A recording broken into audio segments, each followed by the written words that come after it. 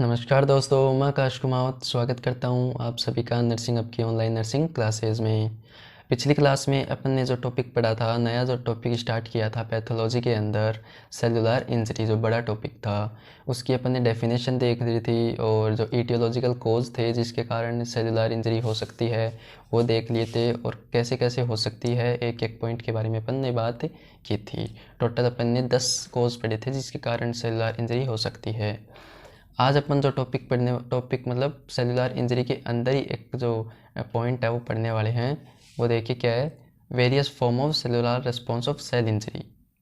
आज का topic start करते हैं। Various form of cellular response of cell injury मतलब सेल इंजरी होने के कारण सेल जो बॉडी में रिस्पॉन्स करती है वो क्या क्या रिस्पॉन्स करती है।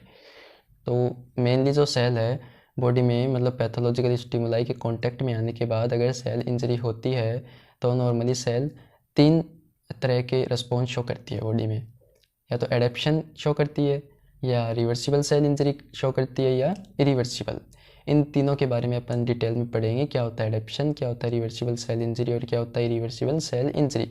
ठीक है, तो अपन पॉइंट वाइज पढ़ते हैं। देखो, when there is functional demand of the cell में अडेप्ट टू चेंज। ठीक है, जब किसी सेल की जो कोई सेल है वो पैथोलॉजिकल स्टिमुलाई के कांटेक्ट में आने के बाद इसकी जो चेंजेस है, फंक्शनल जो डिमांड की जो चेंजेस है, मेटाबॉलिक चेंजेस है, उसमें चेंज आ जाता है। मतलब या तो वो फंक्शनल डिमांड बढ़ जाती है, फंक्शनल डिमांड कम हो जाती है। ठीक है, which expressed morphologically and reverse back to normal after the stress. अब जाहिर सी बात है, अगर सेल में चेंज आया है तो वो बॉडी में शो करेगी। सपोज स्ट्रेस शो कर देगी, तनाव कर देगी बॉडी में। ठीक है, और which expressed morphologically and reverse back to normal after the stress is removed. अब तब तक वो स्ट्रेस है, तब तक सेल में चेंज होता जाएगा। और स्ट्रेस जो है जैसे ही रिमूव होगा बॉडी से तो वो सेल है जो नॉर्मली फंक्शन करने लग जाएगी, अपना नॉर्मली फंक्शन करने लग जाएगी। ठीक है, अब जो सेकंड जो पॉइंट है वो है when the stress is mild to moderate. अगर कोई सेल है वो पैथोलॉजिकल स्टिमुलाई के कांटेक्ट में आ गई और सेल इंजरी हो गई और स्ट्रेस हुआ है बॉडी में, वो माइल्ड टू मॉडरेट है, मतलब एक स्पेसिफिक नहीं है, थोड़ा हुआ पहले फिर धीरे धीरे बढ़ता ही जा रहा है। ठीक है, effect the reversible cell injury is seen. तब क्या है कि रिवर्सिबल सेल इंजरी की कंडीशन देखने को मिल जाती है बॉडी में, and persist in the cells as evidence of cell injury at subcellular level और मेटाबॉलिक चेंजेस। और माइल्ड टू मॉडरेट स्ट्रेस होने के कारण जो रिवर्सिबल सेल इंजरी आती है सेल में, वो सेलुलर लेवल पे आती है। ठीक है, और मेटाबॉलिक चेंजेस भी बहुत आते हैं बॉडी में। अब हमने 2 पॉइंट देख लिए, थर्ड पॉइंट और देख लेते हैं। When persistent and severe form of stress is present.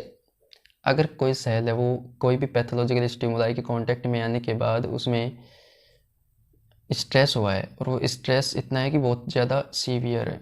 ठीक है, बहुत ज़्यादा सीवियर है और काफ़ी लंबे टाइम तक है, तो इरिवर्सिबल सेल इंजरी की कंडीशन देखने को मिल सकती है।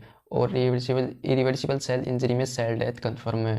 ठीक है, अब अपन एक जो चार्ट है, चार्ट के थ्रू समझेंगे अपन। ठीक है, क्लासिफिकेशन दे रखा है नॉर्मल सेल का, वो देखते हैं।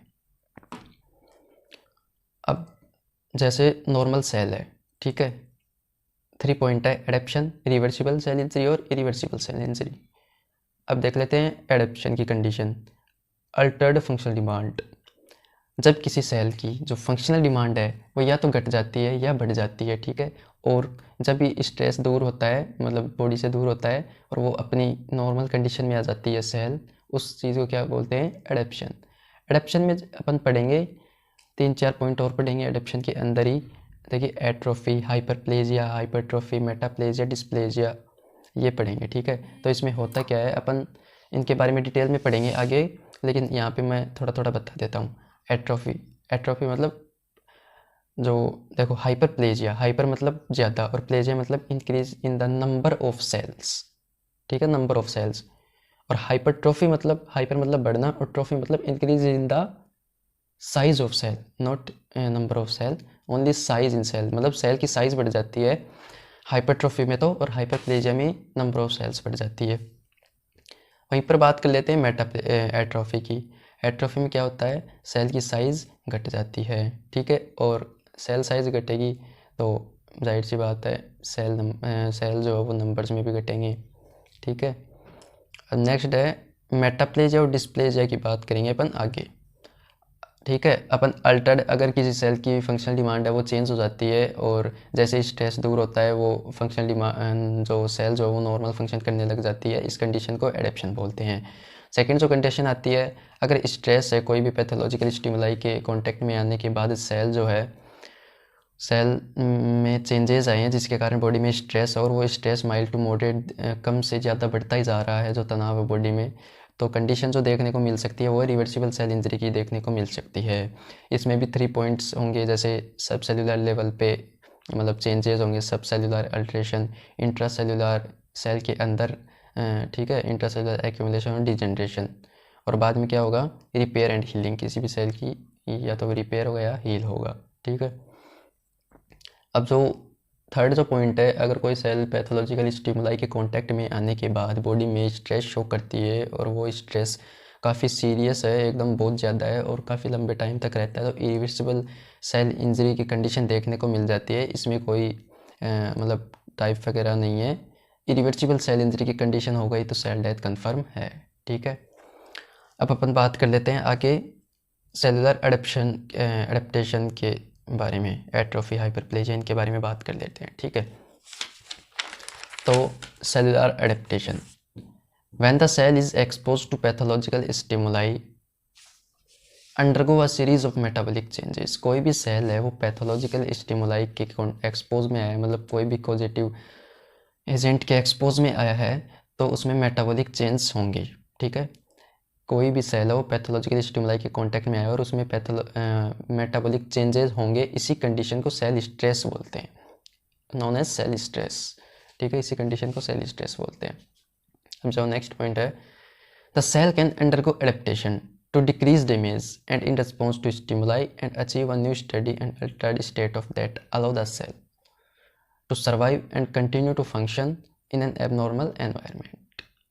ये देखो क्या बताना चाह रहा है, अगर कोई सेल है वो पैथोलॉजिकल स्टिमुलाई के एक्सपोज में आया है तो उसमें डैमेज होने के चांसेस बहुत ज़्यादा रहते हैं, तो तुरंत ही वो क्या है, सेलुलर एडेप्टेशन की जो फेज़ है उसके अंदर चला जाता है, जिसमें क्या है कि वो कोई भी प्रकार का जो मेटाबॉलिक चेंज आया, कोई भी, या तो उसकी फंक्शनल डिमांड बढ़ी है या घटी है, तो एडेप्शन जो फेज़ है उसको वो सेल को वही एनवायरनमेंट प्रोवाइड करवाती है और सेल उसमें सर्वाइव कर लेता है, ठीक है।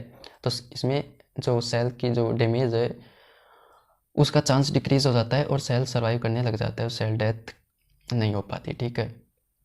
अब अपन बात कर लेते हैं कि टाइप ऑफ एडेप्शन, एडेप्शन जो है उसके टाइप्स की बात कर ले, टाइप्स मतलब एट्रोफी, हाइपरप्लेजिया, हाइपरट्रोफी, इनकी बात करते हैं।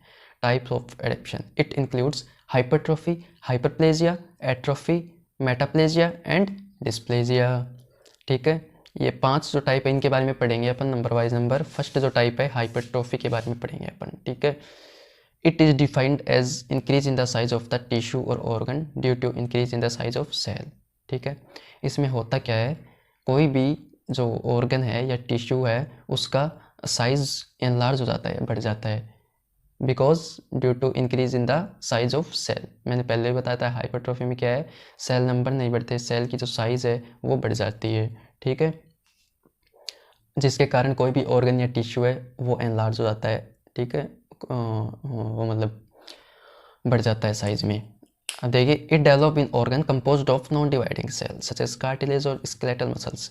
ये जो हाइपरट्रोफी की जो कंडीशन है वो उन्हीं ऑर्गन्स में ज़्यादा होने को मिलती है जिसमें नॉन डिवाइडिंग सेल्स मिलते हैं ज़्यादा, जैसे कार्टिलेज मसल है या फिर स्केलेटल मसल्स है, उसमें क्या है सेल नंबर ज़्यादा आपको नहीं मिलेंगे, उसमें क्या है सेल जो सेल की जो साइज़ है वो ज़्यादा मिलेगी आपको, ठीक है। तो उसी में हाइपरट्रोफी कंडीशन ज़्यादा होती है, उसमें सेल साइज बढ़ जाती है, ठीक है, स्केलेटल मसल्स में, कार्टिलेज मसल्स में, ठीक है।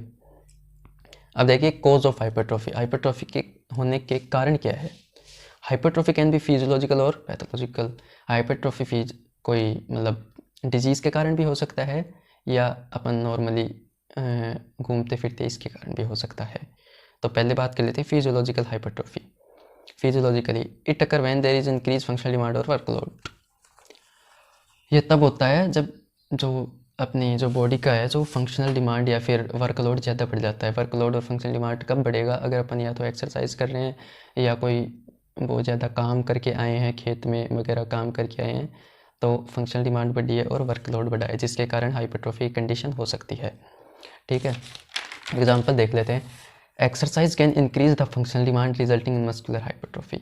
अपन जिम वगैरह जाते हैं तो उसमें एक्सरसाइज करते हैं, तो उसमें मसल्स कैसे बनती है, जैसे मसल एक्सरसाइज वगैरह करते हैं तो उसमें फंक्शनल डिमांड बढ़ती है बॉडी की, और फंक्शनल डिमांड बढ़ने के कारण जो स्केलेटल मसल्स है या मसल्स जो भी है अपने, उसमें हाइपरट्रोफी कंडीशन डेवलप होती है, जिसके कारण सेल साइज बढ़ जाता है और मसल्स अपनी बनने लग जाती है। ठीक है, अब ये तो देख लिए अपन हाइपरट्रोफी ऑफ कार्टिलेज मसल, मतलब जो बोन के जो पास जो मसल्स होती है उनकी बात कर लिए।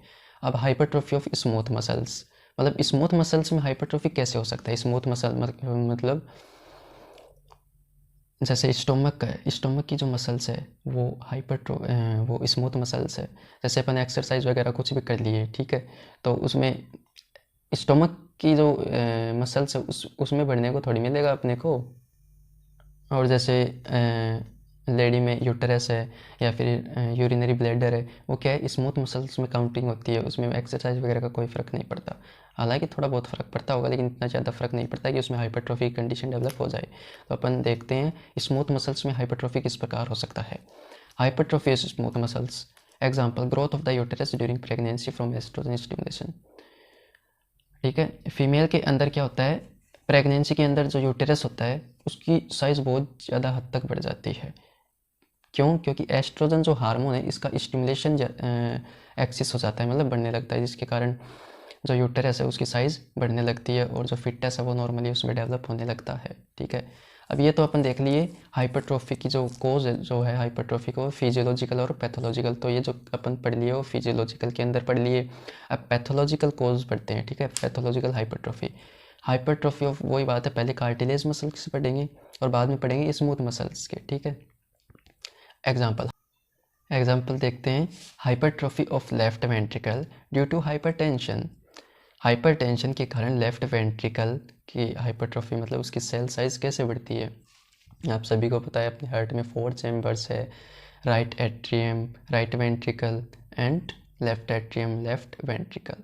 अपने जो हार्ट का जो बेस है, नॉर्मली जो किसी भी ऑर्गन का जो बेस होता है वो नीचे होता है और अपेक्स ऊपर होता है, लेकिन अपने जो हार्ट का जो बेस है वो ऊपर है और जो अपेक्स जो है वो नीचे है, और जो लेफ्ट वेंट्रिकल जो चैम्बर है हार्ट का वो थोड़ा एनलार्ज है। ठीक है, तो जैसे मतलब हाइपरटेंशन की कंडीशन में क्या होता है, जो लेफ्ट वेंट्रिकल है उसकी मतलब जो लेयर्स होती है, नॉर्मली लेयर उसकी होती है 1 सेंटीमीटर की थिक होती है, मतलब मोटाई, नॉर्मल लेयर की जो मोटाई होती है लेफ्ट वेंट्रिकल के पास नॉर्मली 1 सेंटीमीटर की होती है। ठीक है, लेकिन हाइपरट्रोफी की कंडीशन में वो लेयर होती है या तो 2 सेंटीमीटर की हो जाती है या 3 सेंटीमीटर की। ठीक है, अब देखते हैं hypertrophy of smooth muscles. Smooth muscle में हाइपरट्रोफी कैसे होगा, पैथोलॉजी किसी डिजीज़ के कारण। Hypertrophy of urinary bladder muscles in response to urethral obstruction. ठीक है, अपने यूरिनरी ब्लैडर है, ठीक है, इसमें कोई मतलब यूरिन एक्यूमुलेट हो रहा है तो ब्लैडर की साइज़ बढ़ती है, और जब ये अपने थ्रेशोल्ड लेवल पे पहुंच जाता है, यूरिनरी ब्लैडर में जो यूरिन है वो एक्यूमुलेट हो जाता है सपोज 300 ml तक, तो अपन इसको यूरिथ्रा के थ्रू एक्सटर्नल एनवायरनमेंट में रिलीज़ कर देते हैं। ठीक है, निकाल देते हैं। अब सपोज़ यूरिथ्रा में कोई भी ऑब्स्ट्रक्शन आ गया जिसके कारण यूरिन जो है वो नॉर्मली एक्सटर्नल एनवायरनमेंट में रिलीज़ नहीं हो पा रहा, और उसमें क्या है कि ऑब्स्ट्रक्शन आ गया, जैसे नॉर्मली जो कंडीशन देखने को मिलती है 60+ मेंस के अंदर, वो देखने को प्रोस्टेट एनलार्ज हो जाते हैं, जिसके कारण जो यूरिथ्रा है उसकी साइज़ एकदम कम हो जाती है और यूरिनरी ब्लैडर में यूरिन पास आउट नहीं हो पाता, जिसके कारण यूरिनरी ब्लैडर की जो है वो मसल्स, यूरिनरी ब्लैडर का वॉल्यूम बढ़ जाता है और उसका एनलार्ज हो जाता है। ठीक है, तो वो हाइपरट्रोफी कंडीशन देखने को मिलती है वहाँ पे।